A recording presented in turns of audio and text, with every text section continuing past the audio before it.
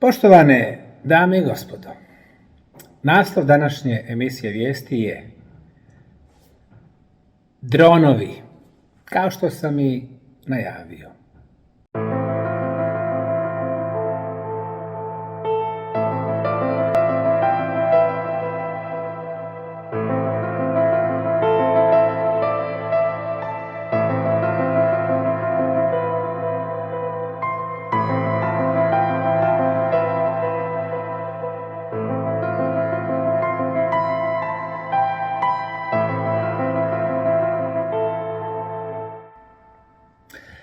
Novembar i decembar 2024. godine. Amerika gori. Za medije postoji samo jedna vijest. Takozvani dronovi na noćnom nebu. U novembru mjesecu objavljeno je da je negdje u blizini istočnih obala Sjedinjenih Američkih Država došlo do pojave dronova koji su izronili iz Atlantika i našli su se na nebu iznad sjeveroistočne američke države New Jersey. Nakon toga ova se pojava proširila i na američku saveznu državu New York. Prva nagađanja bila su da je Iran poslao matični brod koji je izbacivao brodove. Kasnije je to odbačeno. Nakon gotovo 2 mjeseca pojava dronova se proširila širom Amerike, ali i širom svijeta. Iznad New Jerseya se govorilo imaju 2 američke vojne baze, kao što i imaju. Ima i golf teren novoizabranog američkog predsjednika Donalda Trumpa. Imaju rezervoari, ima nuklearna elektrana, pa se smatralo da su dronovi tu zbog te kritične i delikatne infrastrukture. Na nebu iznad New Yorka pojavljivali su se između ostalog i iznad aerodroma, tako da je jednokratno jedan regionalni aerodrom Stewart bio zatvoren zbog te pojave dronova.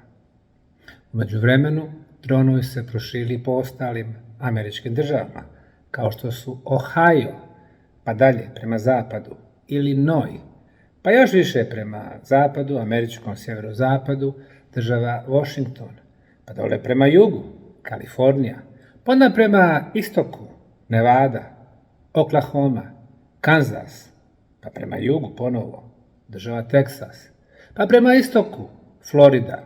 Drugim riječima, čitava Amerika je pokrivena sa ovim misterioznim letjelicama. A onda dolaze izvještaji da se viđaju i iznad Velike Britanije, Kine, Rusije, Japana. A pojedinačni izvještaji govore da se na noćnom nebu dešavaju čudne pojave, čak i iznad naših malih zemalja. Drugim riječima, ovo postaje univerzalni, globalni fenomen. Danas ću govoriti o 3 moguća objašnjenja, ali ću staviti jedan malo širi kontekst. Zašto sam rekao da sam ja ovo i najavio? Vratimo se u 2020. godinu, projekat Korona. 2024. godine, dakle 4 godine kasnije, Kongres SAD-a je zvanično utvrdio da je korona bila biološko oružje, da su u njenom kreiranju učestvovali pojedini američki zvaničnici i naučnici kao Anthony Fauci, koji su financirali ovaj projekat na kineskom tlu u laboratorijima koji je kasnije pušten širom svijeta. 4 godine prije američkog kongresa o tome sam ja govorio. Na početku 2020. rekao sam da je korona projekat, da je riječ o biološkom oružju i da iza toga stoje monstrumi koji sebe nazivaju elitama. Čak sam i poimenice pomenuo nekoliko imena, među kojima i Bill Gatesa.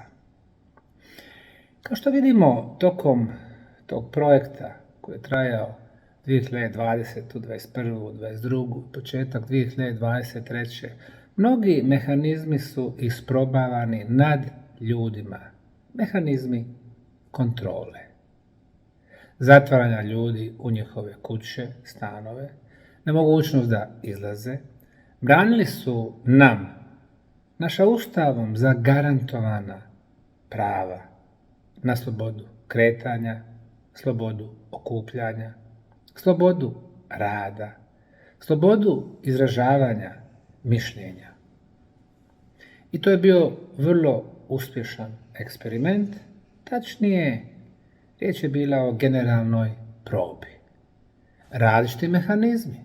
Kako da putem instrumenata prisile, policija, vojska, inspekcije, mediji, ministarstva, da nas u potpunosti kontrolišu.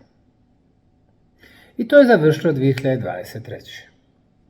Oni koji se sjećaju, koji su me pratili, znaju da sam 2020. na početku najavio kraj prvog vala ili talasa za maj 2020. Reći to u martu bilo je dosta hrabro, jer niko nije znao koliko će trajati ta pošast. Jer u ljudima je bio prisutan strah. Izbilja u maju to prestaje.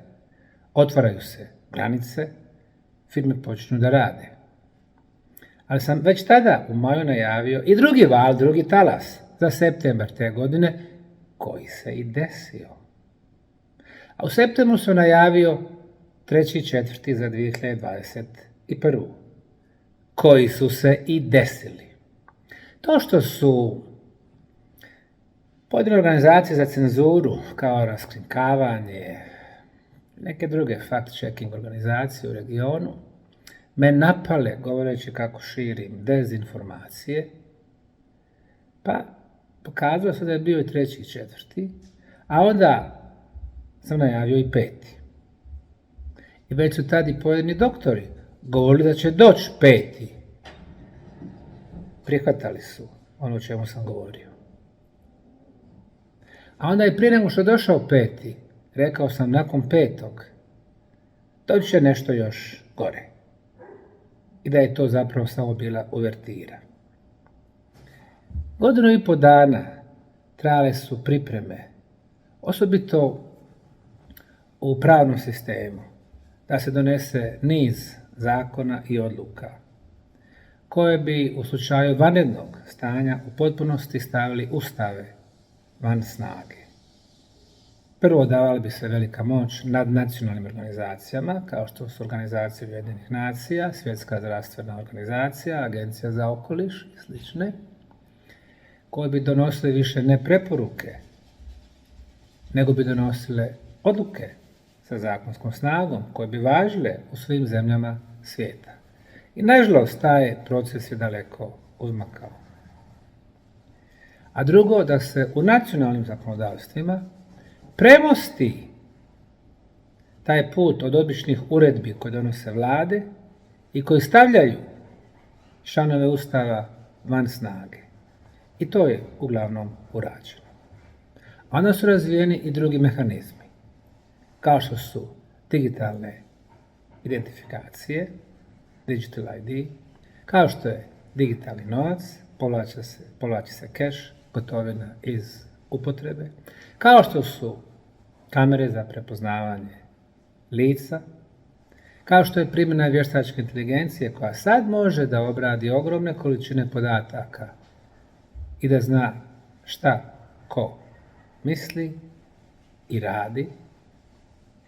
I uz već postojeće mehanizme, potpunu vlast nad financijskim sektorom, korporacijama, resursima, vlastitim medijima, koji zapravo nose taj zvaničan naziv mediji, kao što su prvo velike agencije, Associated Press, Reuters i one malo manje, a la France Press.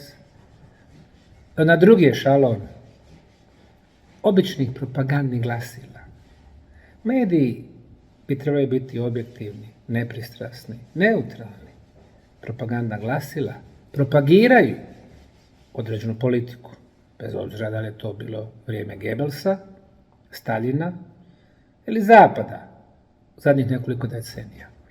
Sjetimo se, američki direktor CIA, William Casey, za vrijeme Reagana, izjavio je u svojoj nastupnoj besjedi na prvoj sjednici vlade SAD-a da je plan za naredne 4 godine da se nastavi sa procesom dezinformisanja ili dezinformiranja javnosti sve dok i posljednji Amerikanac ne bude vjerovao u laž. To je bilo prije 40 godina. A to se već provodilo nekoliko decenija. Izbilja, putem medija kao što su CNN, NBC, ABC, CBS, MSNBC, Washington Post, New York Times, Times Magazine i ostali odlučujuće se djeluje na svijest ljudi koji vjeruju u sve što im kažu ti zagovarači agendi koji su upućeni protiv čovječanstva. Dakle, nakon tog konteksta vratimo se u sadašnji moment. Iznad neba vidimo ne dronove, jer ono što čovjek zamišlja dronom to su male naprave, male letjelice sa propelerima za osobnu, ličnu upotrebu, za građanstvo. Oni ne teže mnogo, nekoliko stotina grama, 250 ili 700. Oni za komercijalnu su malo veći. Ovo što se u početku viđalo na noćnom nebu, bilo je puno većih dimenzija i mase. Dimenzije su dostizale dimenzije automobila, 2 i više metara. Ali onda ubrzo smo shvatili da je to puno više od mehaničkih letjelica. Oni prvi snimci koji su dali uvećane te misteriozne letjelice imali su 1, 2, 3 nivoa. Različita svjetla. U početku svi su bili bijeli, barem se tako mislilo, a onda kad ih malo zoomirate vidite da imate i žuta svjetla, i plava svjetla, i crvena svjetla, i zelena svjetla, i ljubičasta, i tako dalje. A onda, kad su zoomirani neki od tih letjelica, shvatilo se da zapravo to više nije riječ samo o mehaničkim napravama, već nekoj vrsti organskog, živog materijala, koji lebdi iznad pojedinih oblasti u SAD-u. Živi, kao da pod elektronskim mikroskopom posmatrate amebu, recimo. A onda su našli i uzročnu vezu između jednog i drugog. Iz tih organskih materijala izlaze ove letjelice. Vrlo neobično. Onda smo primijetili da način kretanja ovih letjelica i ovih entiteta je vrlo neobičajen. I da nikako ne odgovara običnim dronovima. Oni bi imali skok u prostoru, nevjerojatnom brzinom. To je bio problem sa njihovim praćenjem. A onda bi se ponovo vratili i nalazili se bez kretanja iznad jedne lokacije. Naravno, ovo sve nije pokrenulo u novembru 2024. U julu 2024. imali smo identičnu pojavu u Velikoj Britaniji. Iako odemo još malo dublju prošlost, u decembru 2023. iznad američke vazduhoplovne ili zrakoplovne baze Langley u Virginiji imali smo ove neobične letjelice koje su bile u formaciji pune 2 sedmice, 14 dana. I to je ključ, formacija, pravilni raspored, pravilna geometrija. Nekada je to 1, 2, 3. Nekada je to 1, 2, 2, 2, 2, 2, 2 i tako dalje. Nekada je to nekoliko desetina ovih letjelica na jednakoj udaljenosti jedna između druge. Kako je na to reagovao formalno najmoćniji čovjek na svijetu, predsjednik Sjedinjenih Američkih Država, 46. po redu, Joe Biden? U jednom intervjuu rekao je, a da, taj dron, onda se ispravio, pa ti dronovi Pa ne treba se ništa brinuti oko toga, mi to pratimo. Prvo, nije riječ o jednom dronu, drugo, nije riječ o nekoliko dronova, na što je on sugerisao govoreći u početku to je bio jedan čovjek koji je izbacio dron, a kasnije su mu se pridružili nekoliko drugih kolega sa svojim dronovima. Nevjerojatno. Portparol Bijele kuće u par navrata je govorila o tome, ističući da oni posmatraju tu pojavu i da su u kontaktu sa vodećim američkim agencijama. Glasnogovornik Združenog generalštaba američke vojske je izjavio da oni prate tu pojavu, da nisu u mogućnosti da ih eliminišu sa neba, ali da nema nikakve opasnosti. Glasnogovornik Pentagona, američkog ministarstva odbrane, izjavio je da nisu utvrdili kome je riječ, ko ih je poslao, ali da nema nikakvog razloga za zabrinutost i da je američka javnost sigurna. Predstavnik Američkog ureda za domovinsku sigurnost izjavio je da i oni prate, nemaju nikakvih dokaza da je to neka strana umiješanost. Predstavnik FBI-a identična izjava. Dakle, ovdje imamo, primjera radi, ministarstvo koje godišnje ima budžet od oko 900 milijardi dolara, ono što je zvanično. Imaju najbolju opremu za skeniranje neba na svijetu. Imaju najrazvijenije vojne tehnološke sisteme. Oni nisu u mogućnosti da kažu ko je poslao ove letjelice, o kakvim letjelicama je riječ, koliko dugo će biti tu, kakve su im namjere, a s druge strane uvjeravaju američku javnost da nema nikakvih potencijalnih opasnosti. Tu nešto ne štima. Novoizabrani 47. američki predsjednik Donald J. Trump je izjavio da američki predsjednik i američka vlada tačno znaju šta se dešava, da o tome ne obavještavaju javnost, a što se njega tiče, te letjelice se komotno mogu oboriti. Dakle, na ovom kratkom pregledu vidimo koliko su se otuđile državne agencije i vladina administracija od ljudi koji su ih izabrali i koji ih plaćaju. Kao da su oni posebna kasta, a narod obično stado koje živi u neznanju. Ova pojava uočena je 2019. godine, prije projekta Korona, sa masovnim letjelicama na nebu. Tada im se nije pridavala pažnjost. Sada, govorit ću o 3 aspekta. Prvoj, gdje nabacuju različite solucije, to je onaj površinski dio koji se susreće u medijima. A to znači, neki govore, mada je to odbačeno, da su to bili Iranci. Drugi, još uvijek važeća teorija, da zapravo Rusi i Putin provociraju i da vrše tihu invaziju na Ameriku. A treći govore o Kinezima.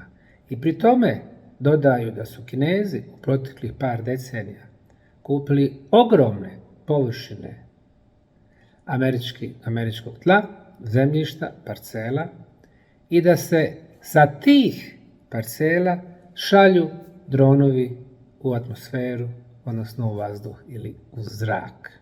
Među njima je onaj američki senator koji je vrlo glasan na tu temu, stvarajući jednu vrlo neugodnu atmosferu prema Kinezima. Međutim, vrlo brzo ćemo mi sve ove 3 mogućnosti Iran, Rusija, Kina odbaciti. Nadalje, ima onih koji govore da je tu riječ o običnim mehaničkim letjelicama, civilnim ili komercijalnim. I to se lako može odbaciti jer hiljade i hiljade njih sa milionima i milionima ljudi koji su ih vidjeli kako lete u formacijama, također se lako može odbaciti jer ovdje je riječ o nam vrlo organizovanom i centralizovanom naporu i aktivnosti. Vidjeli smo američke gradonačelnike iz države New Jersey koji su bili na jednom briefingu u Bijeloj kući polovicom decembra 2024. koji su razočarano govorili kako su pozvali na sastanak 500 gradonačelnika iz države New Jersey, praktično svi. I da im je rečeno da nisu sigurni o kakvim letjelicama je riječ, ali da nema nikakvog razloga za zabrinutost. Međutim, ljudi u lokalnim zajednicama, i to ne poneki čovjek, već hiljade, stotine hiljada i milioni ljudi vrše pritisak na administracije u tim lokalnim zajednicama, na policijske snage da daju odgovore, a oni odgovora nemaju. Dan kasnije u Američkom kongresu je održan briefing za članove Komiteta za nacionalnu bezbjednost. Međutim, iz članova je bilo nekoliko koji su javno prije toga nastupali tražeći odgovore. Nakon sastanka rekli su: američka javnost nema nikakvog razloga za zabrinutost, mada ne znamo o kakvim letjelicama je riječ. Dakle, to je taj prvi set površnih objašnjenja gdje zapravo se ne zna ništa. Drugi i treći će biti malo ozbiljniji. Drugi će govoriti o jednom organizovanom naporu da se čovječanstvo u potpunosti oduzmu naša ljudska prava i slobode putem projekata koji su pripremani već nekoliko decenija. A u trećem ćemo razmotriti mogućnost da je ovdje ipak riječ o možda nekoj vanzemaljskoj tehnologiji. Vratimo se na ovaj prvi set. Kada vidimo propagandna glasila kao što su CNN, ABC i slični, vidimo da zapravo oni imaju jedan vrlo koordinirani pristup i svi govore isto. Kao što je to bilo tokom korone, upotrebljavali su istu terminologiju, isti dan. Dakle, sve dolazi iz jednog centra. Ovaj put, ono što oni rade, šire informacije, kod ljudi izazivaju neku vrstu radoznalosti o čemu je ovdje riječ, ali ne šire paniku. I svi imaju identičan pristup. I američki političari, i vojni stručnjaci, i obavještajne i sigurnosne agencije, i mediji. Dakle, riječ je o koordiniranom pristupu. I tačno znaju sa psihološke strane šta žele da urade. I to je prva faza. Druga faza je malo ozbiljnija, kada su oči svjetske javnosti uprte u ovu pojavu, prelaze na drugi nivo. U ovoj drugoj fazi sve teme o kojima mi raspravljamo, koje trenutno živimo, postaće nevažne, trivijalne, uključujući recimo rat između Rusije i Ukrajine, dvije najbogatije slavenske zemlje, koji je odnio stotine hiljada mladih života, naše braće, Ukrajinaca i Rusa. Ili sukob između Izraela i Arapa i genocid u Gazi. Ili 57 drugih sukoba koji se odvijaju od zapadne Sahare preko Čada i Malija, Južnog Sudana i Sudana, Eritreje, Somalije, Etiopije, Jemena i tako dalje. Ili problem gladi u svijetu, ili ekonomski problemi, ili inflacija, ili nesnosni troškovi života. Sve te teme past će u zasinak sa drugom fazom. gdje možemo očekivati da se desi nešto spektakularno. Dakle, u prvoj imamo ove male letjelice širom planete, a u drugoj bi se moglo očekivati da se pojavi neko ko će biti nalik na matični brod, dakle jedan veliki svemirski brod, ili najvjerojatnije hologram toga broda, ili neka vrsta inteligencije, bića, koja će se pojaviti na noćnom nebu. I sad već dolazimo do elemenata za jedan projekat koji je 90. godina u javnosti bio poznat kao Project Blue Beam, projekat plave energetske trake, iskre, zrake. U okviru ovog projekta planirano je da se ostvari jedna svjetska vlada, ona se pomnila u nekim drugim projektima, da bude jedna svjetska religija, da bude novi svjetski poredak, o čemu svjedočimo već nekoliko decenija, iz ustiju ne samo američkih predsjednika, već i najmoćnijih političara i korporativnih čelnika širom svijeta, gdje bi se ljudi potpuno ostali bez njihovih prava i sveli na obične poslušnike. Kako ostvariti, recimo, ovaj vrlo zahtjevan vid da se praktično ukinu osnovne svjetske religije, a prije svega abrahamske, dakle judaizam, kršćanstvo ili hrišćanstvo i islam.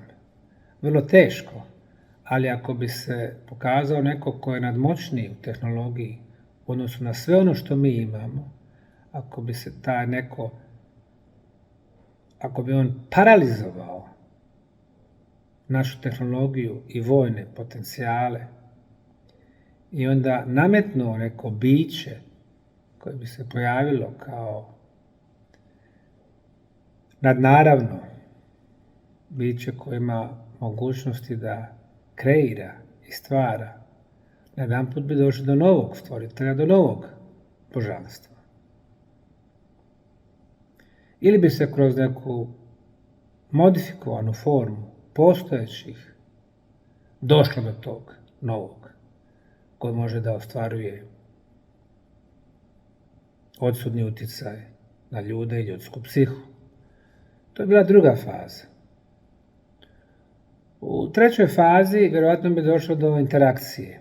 Ta interakcija može biti od nasilne, dakle da pojedine lokalne vlade, lokalne vojske, policija ili organizovane grupe ljudi pokušaju da tog novog nametnika, osvajača, da ga maknu, da se bore s njim. Ili kontakt može biti mirniji, da se ti navodno posjetioci obrate nama i komuniciraju. Naravno preko zvaničnih institucija kao što su Ujedinjene nacije ili američka vlada. Jer tamo se sve dešava, od tamo se upravlja. Ovaj proces je poznati pod pojmom fake invasion, dakle lažna invazija. I vjerovali ili ne, ja sam o tome pisao prije 25 godina, a on je na sceni još od konca 1940. godina. Zašto se vraćamo u prošlost? 1947. godine došlo je do najpoznatijeg UFO ili NLO incidenta, poznat je kao Roswell po malom gradiću Roswell u Novom Meksiku. Tamo sam bio, tamo ima jedan muzej koji je posvećen tom događaju, kojeg su poslije nazvali da je došlo do pada jednog meteorološkog balona. Interesantno je da te 1947. godine takvi baloni nisu ni postojali, tek nekoliko godina kasnije oni prvi primitivni su bili u upotrebi. Dakle, od 1947. kada su Amerikanci shvatili da je ovdje riječ o jednoj vrlo ozbiljnoj temi, formira se jedna grupa koja se zove 12 veličanstvenih, u kojoj su ušli direktori najvećih američkih obavještajnih agencija i predstavnici svih rodova vojske. Tih 12 veličanstvenih je zapravo određivalo kompletnu američku politiku prema ovom fenomenu, prema vanzemaljskim letjelicama i mogućnosti da postoji kontakt sa vanzemaljcima. I otprilike stav je bio da nekoliko decenija će se sve prikrivati na tu temu.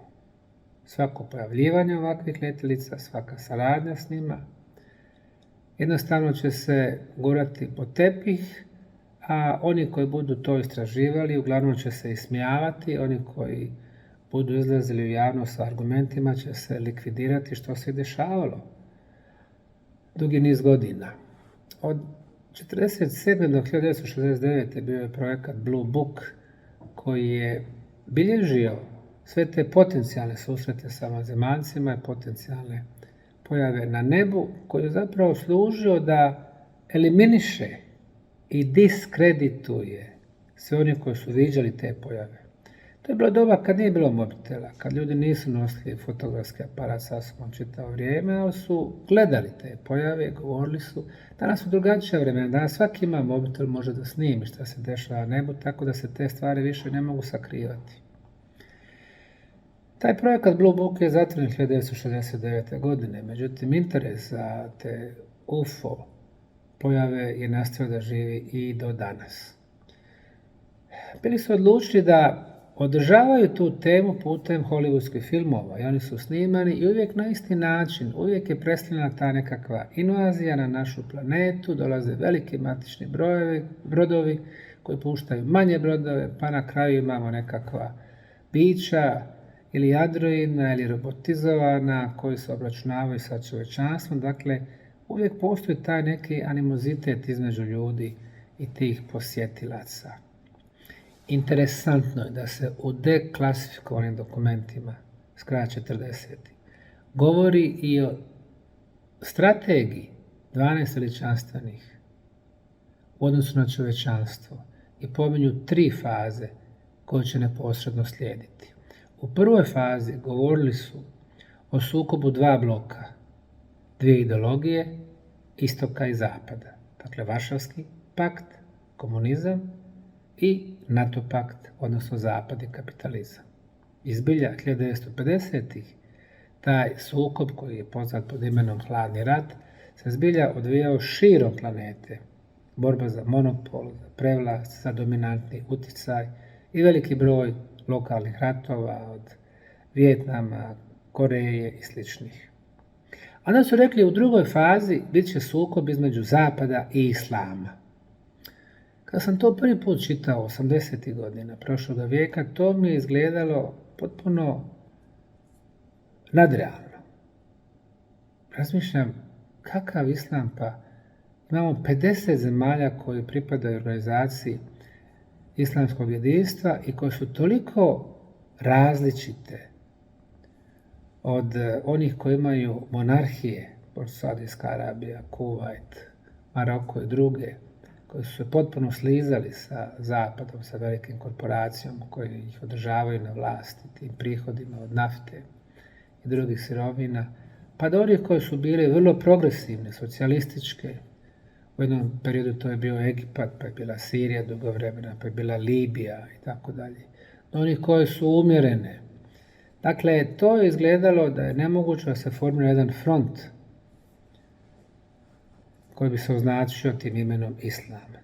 Međutim, sve se to promijenilo 11. septembra 2001. godine, kada su navodno 2 aviona srušila 3 nebodera u Svjetskom trgovačkom centru u New Yorku. Nakon toga se mijenja zakonodavstvo Amerike i ljudi se počinju pratiti bez ikakvih sudskih naloga. I daje se neograničena vlast obavještajnim agencijama da špioniraju nad ljudima, da nam uzimaju naša ljudska prava, privatnost. Nemojmo zaboraviti da u Americi ima ne 1, ne 2, ne 3, već 29 obavještajnih agencija koji špioniraju nad čitavim svijetom u svakom momentu. Znaju šta se dešava putem ogromne satelitske mreže i sličnih tehnoloških naprava. I da oni ne znaju odakle je došla ova pojava misterioznih letjelica, o kome se radi, pa to je smiješno. I nakon toga mi vidimo da dolazi do sukoba između pojedinih zapadnih zemalja, nekada koalicija, sa čitavim nizom pojedinačnih zemalja koje su pretežno ili gotovo apsolutno muslimanske. To može biti Afganistan, može biti Irak, može biti Liban ili Sirija ili Libija i tako dalje. Dakle, zbilja je stvoren taj front, vještački naravno, gdje su muslimani svi predstavljeni kao mogući teroristi. I ono što je najinteresantnije, 12 veličanstvenih, koncem 1940-ih najavili su i treću fazu. U trećoj fazi doći će do sukoba između čovječanstva i vanzemaljaca. Ali su jasno obrazložili. To neće biti zbilja vanzemaljci, već vanzemaljska tehnologija kojom će ovladati ljudi, odnosno pojedine elitne grupe koje neće biti pod kontrolom vlade niti Pentagona. Dakle, već tada imamo korijene da se odvajaju pojedine grupe sa vlastitim izvorom finansiranja. Ako mislite da nekakve mafije iz Kolumbije ili ruske ili italijanske imaju najveći udio u prometu droge i drugih narkotika širom svijeta, varate se. To su upravo u početku kompletne obavještajne agencije, kao što je najmoćnija na svijetu iz Amerike, a kasnije dijelovi tih agencija, to su bili projekti u koje se drugi ne bi ni dirali i za koje direktori kasniji, CIA, FBI i tako dalje, nisu ni znali. Tako ti američki predsjednici nisu znali, niti su imali pristup. Kad imate svoje izvore finansiranja koji su praktično bezgranični, kada imate svoje objekte, svoju opremu, instrumente, svoje ljude koje dobro plaćate, onda možete raditi što želite. Ovdje već govorimo o hiljadama milijardi koji su negdje u nekoj sivoj zoni. Dakle, vidimo kako se dio po dio sklapa i kako se onda u pojedinim američkim bazama razvija tehnologija. Ljudi često pominju Area 51, međutim, ovdje je zapravo riječ u Nevadi, u jednoj drugoj bazi gdje se nalazila ta tehnologija vanzemaljaca. Ona se zove S6.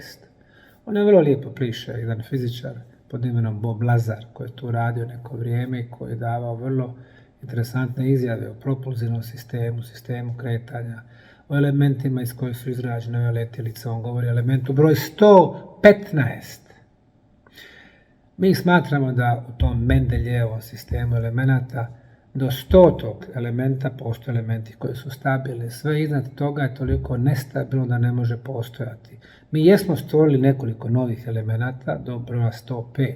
Smatra se kasnije nije moguće. Krivo, 115 je solidan element i postoji i na njegovoj bazi se i vrše ta istraživanja za te letjelice, tako da neka vas ne iznenadi ako vidimo navodno vanzemaljske letjelice na noćnom nebu sa nevjerojatnim tehničkim mogućnostima. Imali su dovoljno vremena, 7 decenija, da kroz reverzibilni inženjering razviju tehnologiju kojom će pokušati da nas straše. Dakle, u ovom drugom projektu, drugoj opciji, drugom objašnjenju ovih letjelica na nebu, govorimo o jednom pokušaju da se stvori ta svjetska vlada koja će preko vještačke inteligencije, digitalnog novčanika, digitalnih identifikacionih dokumenata, potpune kontrole, manipulacije, praćenja 24 sata, stvoriti jednu permanentnu hijerarhiju odlučivanja gdje više ljudskih sloboda biti neće, a ono čovječanstvo što preostane imat će svoj socijalni rejting, oni koji budu ispadali, koji budu mislili svojom glavom, zdravorazumska razmišljanja i koji budu insistirali na slobodi, Znači, toliko loš socijalni ranking da neće biti u mogućnosti niti da putuju, da imaju pristup svom novcu i tome i tako dalje. I na koncu,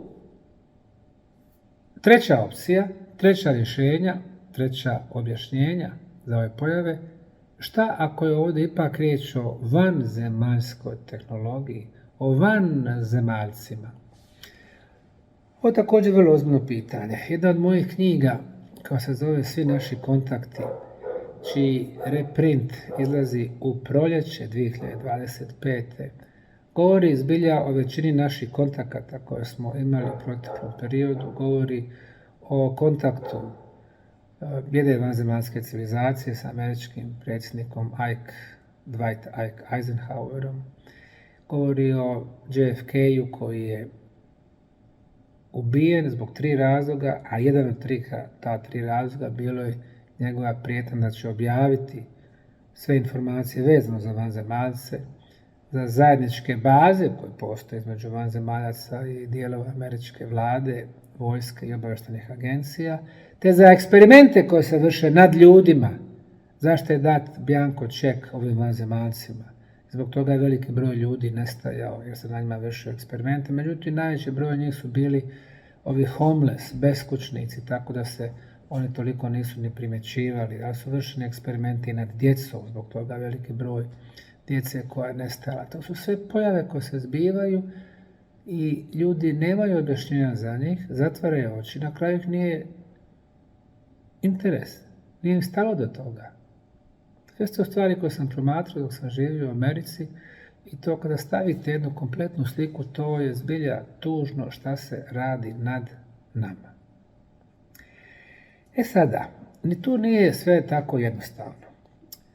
Koliko sam mogao da uspijem da sakupim informacija iz vrlo vjerodostojnih izvora, dakle ne onih novinara koji s treće ruke pišu o ovoj pojavi, najčešće se ismijavaju tome, ne od nekih koji su čuli nešto, već od ljudi iz sistema, recimo kanadski ministar odbrane u 2 mandata, jasno je rekao da je bio u prilici da se susretne sa predstavnicima 2 različite vanzemaljske civilizacije, doduše na američkom tlu. Američka i kanadska vojska je kao jedna. Zatim imamo neke izraelske generale koji također govore o tome.